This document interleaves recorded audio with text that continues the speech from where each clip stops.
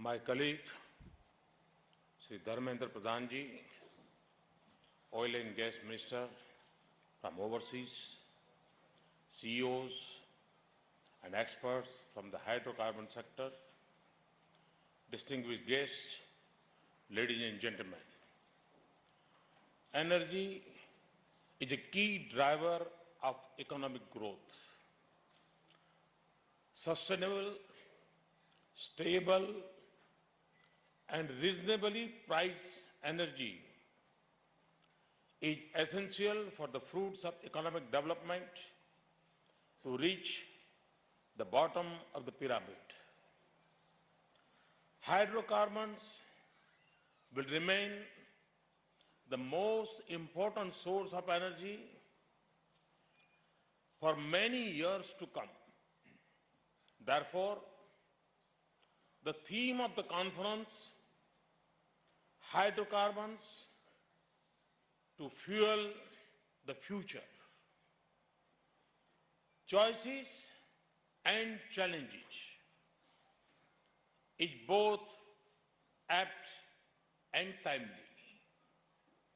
India is today the world's fastest growing large economy.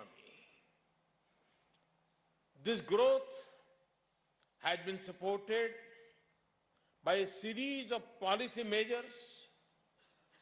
Our policies are focused on improving India's long-term economic and social prospects rather than on short-term headlines.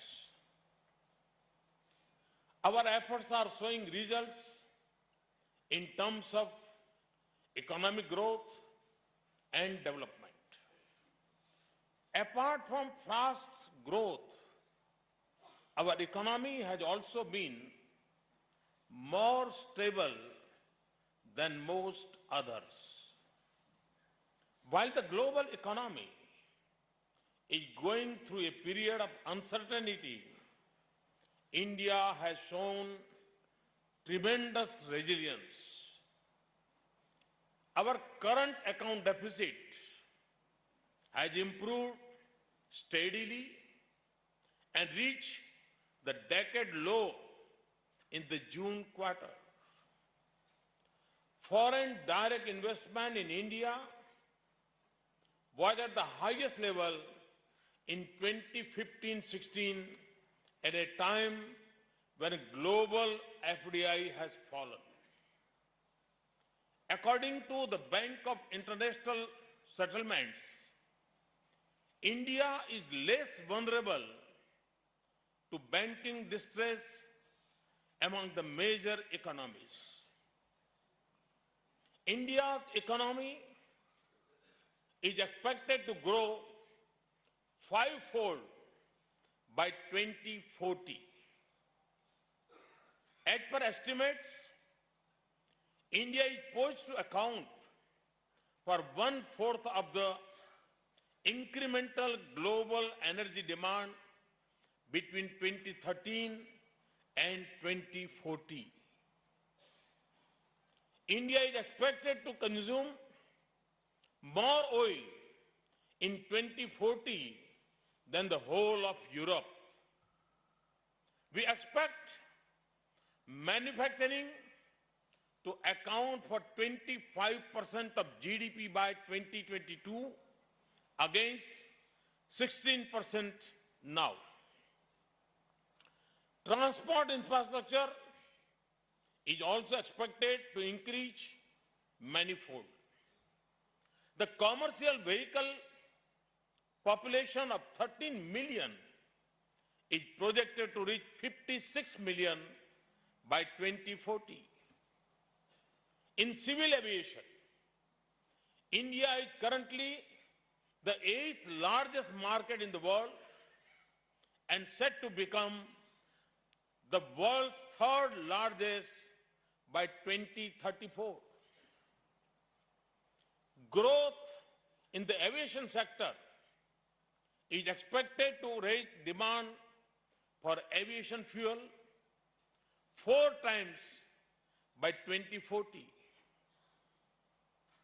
All this will affect energy demand.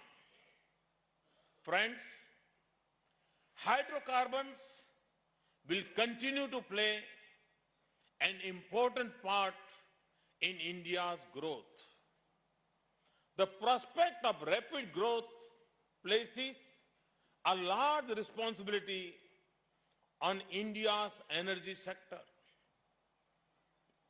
I am glad that so many participants from India and abroad have taken the time to come here. I'm sure all of us will benefit from the experience and expertise of each other. I take this opportunity to share with you some of my thoughts on the expectations from the hydrocarbon sector and our endeavor to achieve energy security. Energy in general and hydrocarbons in particular are an important part of my vision for India's future. India needs energy which is accessible to the poor. It needs efficiency in energy use. As a responsible global citizen, India is committed to combating climate change, curbing emissions, and ensuring a sustainable future. Given global uncertainties, India also needs energy security.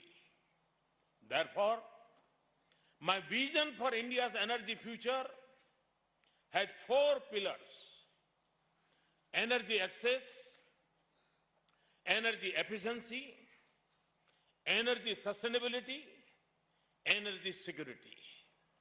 Let me start with energy access. While some of India's rich are buying hybrid cars, many of India's poor are still buying firewood for cooking. Use of firewood and other biomass for cooking is a health hazard for rural poor women. It also reduces their productivity. We have launched the Ujjwala program to provide 50 million families with access to cooking gas. In one stroke, this program improves health, increases productivity, and reduces harmful emissions. The government bears the one-time cost of the connection, but the consumer pays the full price for the gas. This program has already provided nearly 10 million new connections in just 7 months. The government also aims to extend piped natural gas to 10 million houses over the next 5 years. We are committed to expanding the national gas grid network from its current length of 15,000 kilometers pipeline to 30,000 kilometers. We are building a new gas pipeline to the least developed eastern region, which will become the catalyst for millions of new jobs. We are working to ensure that every village in India has access to electricity by March 2018. Let me turn to energy efficiency. India's commercial transport sector has become skewed. An increasing proportion of goods is transported by road. To increase energy efficiency, my government has given the highest ever priority to the railways. We have stepped up public capital investment in railways by more than 100% between 2014-15 and 2016-17. We are completing dedicated freight corridors. We are constructing a high-speed rail corridor between Mumbai and Ahmedabad, which will be more energy efficient than air travel. We have given a big trust to waterways, both inland and coastal. Our Sagarmala project will connect the whole of India's long coastline. We have also opened up new inland shipping routes on large rivers. These steps will improve energy efficiency. The long-awaited legislation on a national goods and service tax has been passed. By removing physical barriers at state boundaries, GST will accelerate long-haul transport and further increase efficiency. Oil ministers from developing countries know the sensitivity of energy pricing. Despite this, we have decontrolled petrol and diesel prices. Cooking gas price is also determined by the market. To protect the vulnerable and the middle class, a subsidy is paid directly to 169 million bank accounts. This has eliminated leakages and misuse of cooking gas subsidies, resulting in large fiscal saving. These measures too have increased the efficiency of energy use. Energy sustainability, for me, is a sacred duty. It is something India does out of commitment, not out of compulsion. India has taken the lead in committing itself to a reduction of 33% in the carbon intensity of its GDP from its 2005 level over the next 15 years. We have done this despite our low starting point in per capita energy consumption. We are also committed to produce 40% of our power from non-fossil fuel by 2030. I have set a massive target of 175 gigawatt of renewable energy by 2022. Thanks to our efforts, capacities have increased and prices of renewable energy have crashed. We have also given a big thrust to LED lights. CNG, LPG, and biofuels are cleaner fuels for the transportation sector. We need to explore options to produce biodiesel on barren lands, which will further provide financial assistance to farmers. R&D on second and third generation biofuels and fuel cells are required to meet the country's energy challenges. Let me now turn to energy security. We need to increase our domestic oil and gas production and reduce import dependence. I have set a target to reduce import dependence by 10% by 2022. This will have to be achieved during a period of increasing oil consumption. We have a strong investment-friendly policy framework in place to boost domestic hydrocarbon production. Almost 2 decades ago, India had reduced the new exploration licensing regime. This allowed 100% FDI and provided an opportunity to private players to come, invest and operate in the Indian upstream sector. However, several factors adversely affected India's domestic oil and gas output. To make India a true investor-friendly destination, we have come up with a new hydrocarbon exploration and production policy. This provides for uniform license for exploration and production for all forms of hydrocarbons, including shale, oil and gas, and coal-bed methane. Open acreage policy allows bidders to choose the acreage they wish to explore.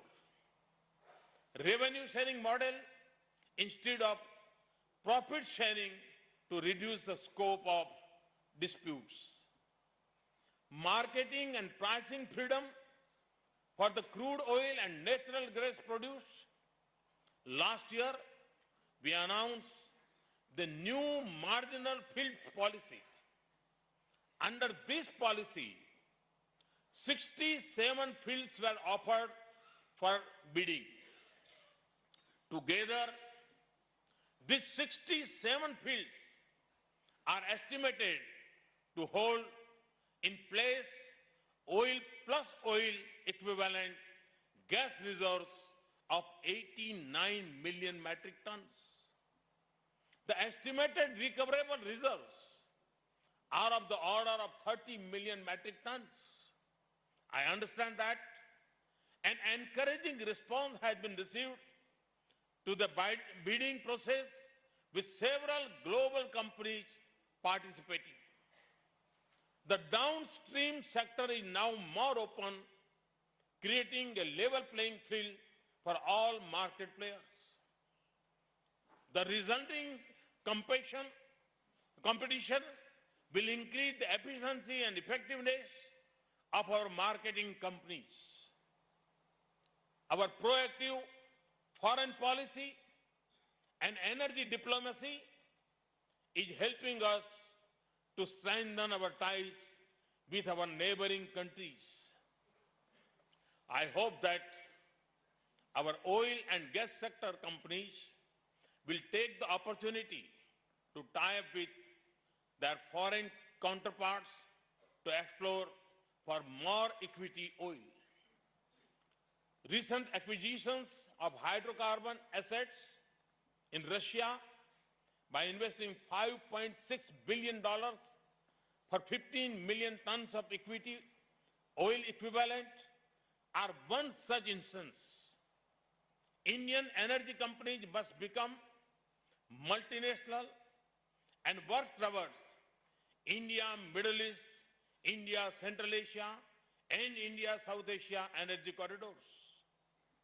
Natural gas is the next generation fossil fuel, cheaper and less polluting. We have given priority to move towards a gas-based economy. Effort must be made to increase natural gas production while also creating import infrastructure to meet the growing domestic demand. Natural gas will also have an important balancing role to play as India's renewable energy production rises. To provide balance and peaking power, gas-based power will be critical. Friends, to achieve this vision, we need to be very efficient in terms of projects and resource management. This is an area that India needs to improve upon to remain competitive. This will not only improve our refining and processing efficiencies, but also ensure timely and efficient project completion. India has always been an inspiration for others in terms of intellectual capability and enterprise. I am confident that with initiatives like Make in India, Startup India, Stand Up India, there will be opportunities for youth to venture into Indian oil and gas sector and to bring innovative ideas. Technology development is refining, nanotechnology, catalyst development, biofuel, and alternate energy are areas we need to focus upon. The successful development of INMAX technology by Indian Oil is an example of innovative thinking which is now on the commercial application stage. My message to global hydrocarbon companies is, we invite you to come and make in India. Our constant efforts have improved India's ranking in ease of doing business. Let me assure you that our commitment is strong and our motto is to replace red tape with red carpet. Friends, on one hand, to meet the increasing demand, we need affordable and reliable source of energy. Hydrocarbons will be an essential part of this mix. On the other hand, we must be sensitive towards the environment. I'm sure this August gathering will come up with innovative ideas in which hydrocarbons will continue to fuel the future in a more efficient and sustainable way. I assure you of full possible support from the government. I thank you for being here and becoming a part of the transformation of the energy sector in India. Thank you. Thank you very much.